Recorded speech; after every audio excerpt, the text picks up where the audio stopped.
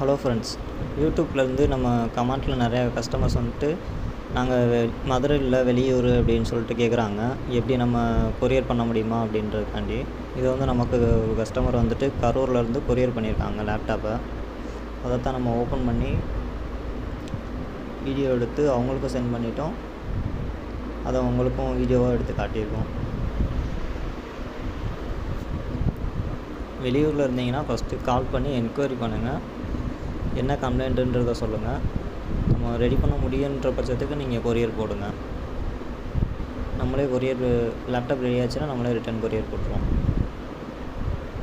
ஒருவேளை ரெடி ஆகலைன்னா மட்டும் நீங்கள் கொரியருக்கு மட்டும் பேமெண்ட் பண்ணுறாப்புல இருக்கும்.